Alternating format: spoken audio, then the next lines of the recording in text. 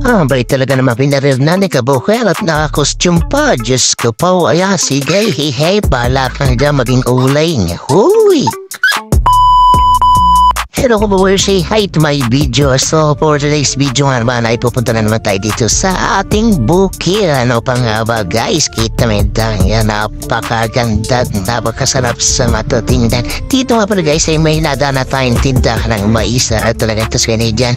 Sabi kayo mamili at dadalhin namin doon at doon ang aming lulutuin ng magkaigi kung talagang masarap na. Abay syempre kasama naman natin dito ang ating parents. Ayan may nakasaklang pa dyan na tubo ay talaga pinag-cash na at hindi naman pwede sa taas at wala mga talian do. May tawanan din sa sakya at kinaman na rin inay ay talaga namang hirap na hirap pa rin sa pagbuhos ng pinto. Ay Diyos ka po ay magsunta nung may kita rin sa sakya na rin ay talaga namang hindi pa maalala o talagang hirap na hirap sa pagbubukas. Uy! Ay lagi naman excited sa pagpunta sa bukid ay wala mang ginagawa kundi tumulog. Diyos ka po nga naman ito guys at dalaw na ating mais na nabili at pupunta na tayo sa ating bukid. Dito natin lulutuin itong ating nabiling tao nila ay lagkitan na mais. Nabigyan mas masarap pa sweet corn din at talaga namang sabi naman inay, talaga na panggigil pa ay mas gusto po niya ang lagkita. Ay siya, hindi, wow, hindi ikaw na ang may gusto niyan. Uy, talaga maghihintay na rin aring bukid din sa aring pagpunta. Ayan at tanong na natin guys ang ating munting kubo at ang ating mga halawan dyan. Ang bangalwa nagsisibula na yan guys. Medyo makalat pating guys. Ayan nga si Canadian Rita mo. Ayan dapat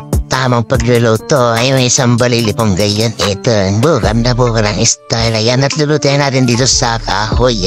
Bato muna ito, wala pa naman tayong nabibiling gasol at tangke para magamit natin. Ay masarap din nga naman din guys kasi masarap daw ang luto pag sa kahoy ang pagluluto. Ay talaga namang bulok ang bulok. Ang Diyos ko po. Last nga naman ay masarap pa rin mais na rin. Ay ba't ka rin naging dilaw? Halaw gari puting mais na nakita na bakit hindi na putok yung kanyang mais na yan. Uy, pag sa hirap nga magpaspas mag-ihit na rin ay sabi ko yan gidayalin ng Canadian. Dinali ako niya rechargeable na panay ba yung mas mainam na arama kasi ihihip ng hihi pa yan sabay po sa kanya makatapos daw na hindi kikaig nga naman. Hindi sabi kong haraway harinhinang kami at medyo pawisan nga naman takapagod din hater man akong dumaliga mga lapandari yan costume pa din may sambalilo at nag-jacket pa. Diyos ka po ayan si gay hihi ay naisip ko ito nga pala meron nga pala akong ganitong rechargeable panay so siya na mga sa tisulay pa ang gamay. Tukoy, abay mas mainam ko si humihip ng humihip ay di yan itutok mo lang at mamay sisilab na ay di kagalingan ba't kaalwan nga naman ay hindi talaga mga millennial guys. Wala nang gagamiting hihip at paspas ay di ganyan rechargeable na lang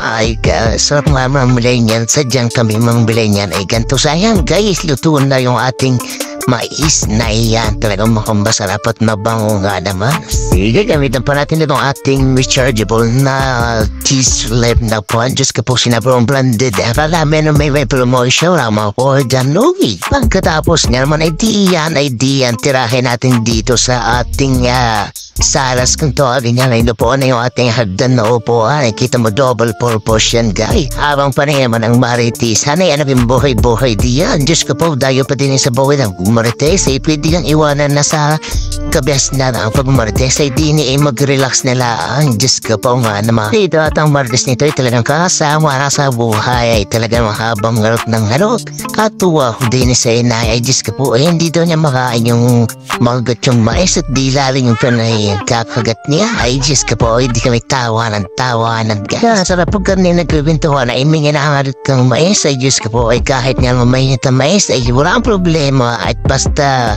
masarap yung lasa at basta matamis yung mais ay yan ay di ka ay ginahapos hindi na marayan. Abay nagtigatlo na palang na mais kakwento hindi na marayang ubos na mais ay di wala na dati sa bahay. Ayan na pa nga ba ay di yan ay bibili na uli ng bago guys. Ay siya salamat sa punod at pasalamat sa mga biyaya. Ay peace out na guys. Huy!